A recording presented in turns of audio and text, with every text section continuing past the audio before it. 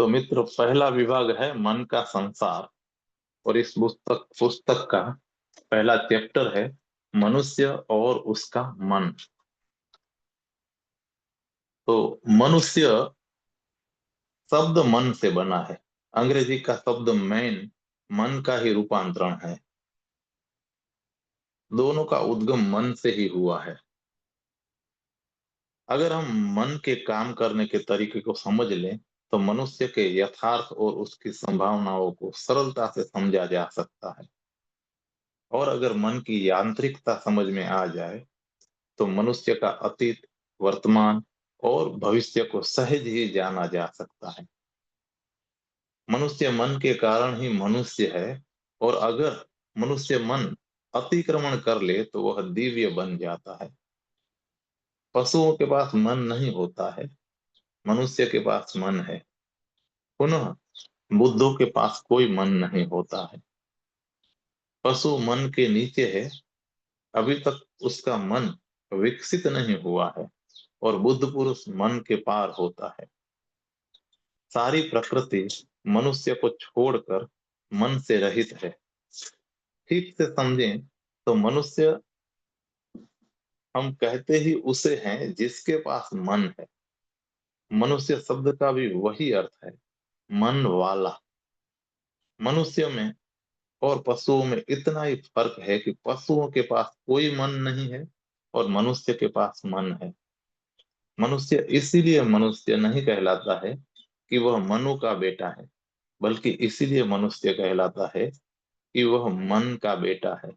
मन से ही पैदा होता है। वह उसका गौरव भी है और वही उसका कष्ट भी है। वही उसकी शान भी है और वही उसकी मृत्यु भी है। मन के कारण वह पशुओं से ऊपर उठ जाता है, लेकिन मन के ही कारण वह परमात्मा नहीं हो पाता है। इस दूसरी बात को भी ख्याल में ले लें। मन के कारण वह पशु के ऊपर उठ जाता है, लेकिन मन ही के कारण वह परमात्मा नहीं हो पाता है। तो पशुओं से ऊपर उठना हो तो मन का पार होना जरूरी हो है। और अगर मनुष्य के भी ऊपर उठना हो, परमात्मा को स्पर्श करना हो, तो मन का पुनः न हो जाना जरूरी है। यद्यपि जब मन हो जाता है तो वो पशु नहीं होता है, परमात्मा हो जाता है। मनुष्य मन को जान लिया और तभी वह मन को छोड़ सकता है। पशु ने मन को जाना नहीं है, उसका उससे कोई अनुभव नहीं है। अनुभव के बाद जब कोई चीज छोड़ी जाती है तो हम उस अवस्था में नहीं पहुंचते हैं जब अनुभव नहीं हुआ था, बल्कि उस अवस्था में पहुंच जाते हैं जो अनुभव के अतीत है। मनुष्य जब पैदा होता है तो कोरे कागज की तरह पैदा होता है। मनुष्य जब पैदा होता है तो शुद्ध निर्मलता की तरह पैदा होता है। वह पूर्ण स्वतंत्रता की तरह पैदा होता है, बेशर्त। उस पर कोई सीमा नहीं होती, कोई मर्यादा नहीं होती। वो अमर्याद और असीम होता है। मनुष्य जब पैदा होता है तो आत्मा की तरह पैदा होता है। फिर समाज, परिवार, पिता, माता, शिक्षक, स्कूल, कॉलेज, विश्वविद्यालय सब मिलकर इस इस आत्मा के आसपास मन की एक परत को खड़ी करते हैं, मन की एक दीवार बनाते हैं। ध्यान रखना, मन समाज द्वारा निर्मित होता है, जबकि आत्मा तुम्हारी है। शरीर प्रकृति का और मन समाज का है। मन बिल्कुल उधार और बासी चीज है। शरीर भी सुंदर है क्योंकि प्रकृति का सौंदर्य है उसमें। झरनों की कलकल है तुम्हारे खून में, मिट्टी की सुगंध है तुम्हारे देह में। जैसे आकाश के तारे हैं, ऐसी ऊर्जा है तुम्हारे प्राणों में। तुम्हारा शरीर निसर्ग से आया है, वह प्राकृतिक है। तुम्हारी आत्मा परमात्मा से आई है। दोनों सुंदर हैं, दोनों अपूर्व रूप से सुंदर हैं। दोनों के बीच में एक दीवार है, मन की। मन समाज के द्वारा निर्मित है। मन तुम्हारे शरीर को भी दबाता है और तुम्हारी प्रकृति को भी धीरे धीरे विकृति बना देता है। मन तुम्हारी आत्मा को भी दबाता है, घेरता है और उसे कारागृह में बंद कर देता है। मन के दो काम हैं, शरीर की प्रकृति को नियंत्रित कर लेना और आत्मा की अबाध स्वतंत्रता को कारागृह में डाल देना। मनुष्य की पूरी सभ्यता, पूरी संस्कृति मन पर ही खड़ी है। मन ही आधार है मनुष्य होने का। अब इसको समझना, पशुओं के पास मन नहीं है और संतों के पास भी मन नहीं होता। दोनों में थोड़ा सा तालमेल है, थोड़ा सा, फिर भी भेद बड़ा है, तालमेल थोड़ा सा है। संत मन के पार निकल गए हैं और पशुओं में अभी मन पैदा नहीं हुआ है। इसलिए संत छोटे बच्चों जैसे होते हैं। छोटे बच्चे के पास भी मन अभी पैदा नहीं हुआ है और संत ने मन को उठाकर रख दिया है। यह और बड़ी क्रांति है, मन को उठाकर रख देना। मन की दुनिया में जीना एक चिंता में जीना है। मन की दुनिया में जीना एक बेचैनी में जीना है। लेकिन कुछ लोग मन की दुनिया में जीते हैं और समाप्त भी हो जाते हैं। जो मन की दुनिया में जीते हैं उनके विक्षिप्त होने का बहुत डर है। शरीर की दुनिया में जीने वाला आदमी कभी पागल नहीं होता, क्योंकि वह आदमी ही नहीं होता है, वह आदमी से नीचे होता है। पागल होने के लिए भी आदमी का होना जरूरी है। लेकिन जो मन की ही दुनिया में जीते हैं वे करीब करीब पागलपन में जीते हैं। इसलिए जितना ज्यादा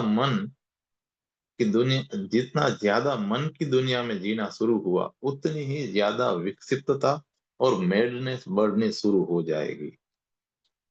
आज अमेरिका में सबसे ज्यादा पागलों की संख्या है सारी दुनिया से।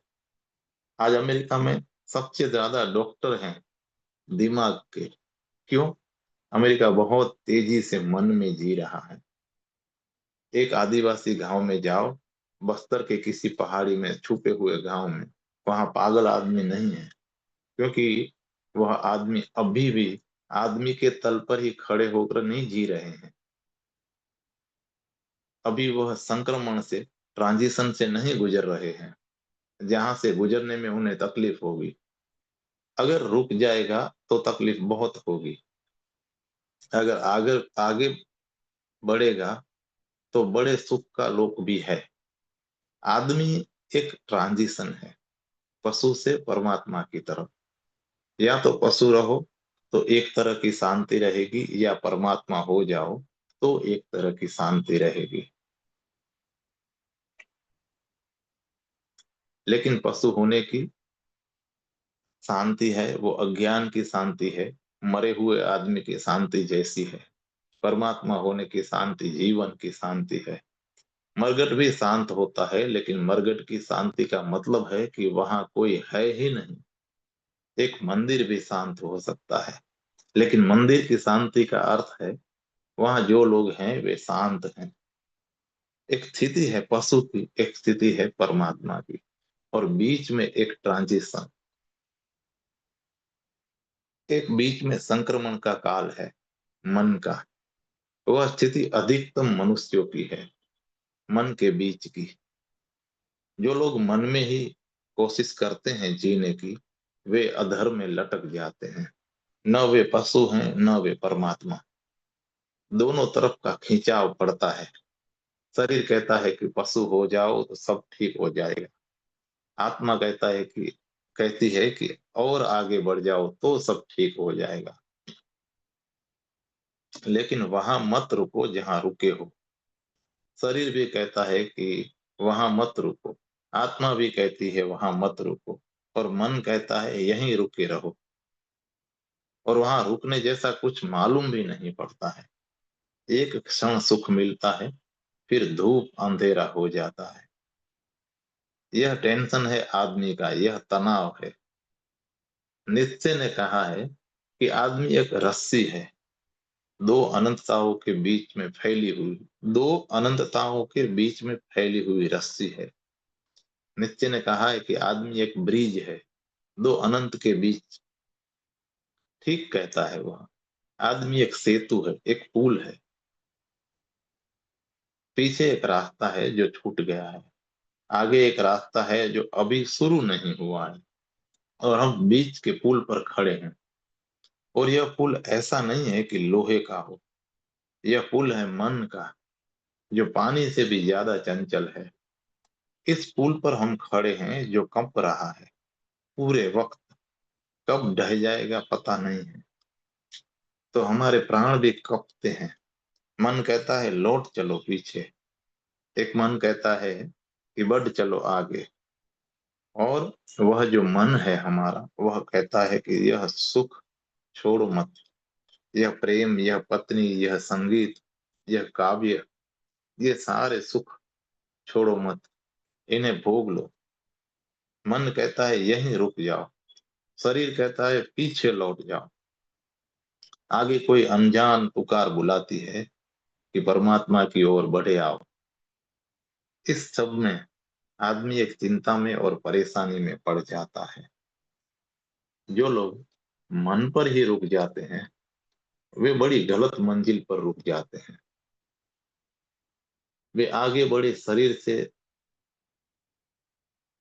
वे आगे बढ़े शरीर से यह अच्छा किया, लेकिन अभी और आगे बढ़ना था, रुक नहीं जाना था, मन पर ही नहीं रुकना था। वह जो तीसरी पुकार है, वह परमात्मा की पुकार है। और आगे और आगे। फिर वहां एक जगह है जिसके आगे कुछ भी नहीं है, जिसके पीछे भी कुछ भी नहीं है, जहां पहुंचने के बाद फिर पाने को कुछ शेष नहीं रह जाता। क्योंकि पाने की भी तभी तक इच्छा रहती है जब तक भीतर दुख है। दुख धक्के देता है कि पाओ कुछ, ताकि मैं मिट जाऊं। जब दुख मिट गया, पाने की दौड़ बंद हो जाती है। और जब वो मिल गया जो सब कुछ है, तो पाने को कुछ शेष नहीं रह जाता है। पशु सिर्फ देह है, पशु को अपनी देह के पार और किसी चीज का पता नहीं है। जो मनुष्य भी देह के पार अपने को अनुभव नहीं करता है, उसको पशु से भिन्न मानने की कोई आवश्यकता नहीं है। वह मनुष्य के रूप में है भला, मगर मनुष्य की गरिमा अभी उसे उपलब्ध नहीं हुई है।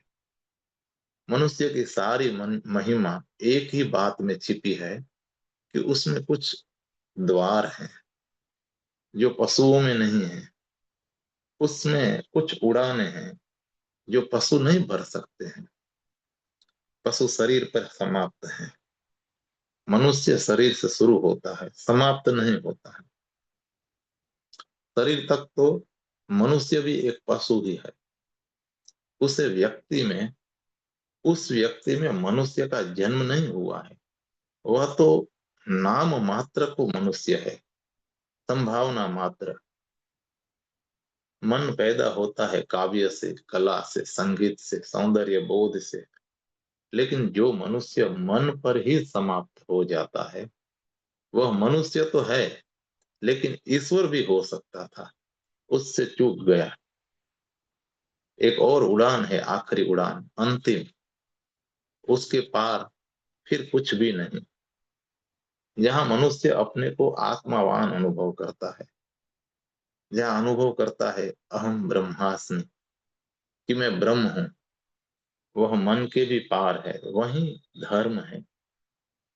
जिस दिन मन विसर्जित हो जाता है, उसी दिन समाधि लग जाती है। उसी दिन शरीर नैसर्गिक और आत्मा स्वतंत्र, इन दोनों के मध्य समाधि का स्वर उठता है। यह जो चीन की दीवार है, यह मन, यह दोनों को अलग किए हुए है। जबकि अमन समाधि का सूत्र है, नो माइंड, उन्मन।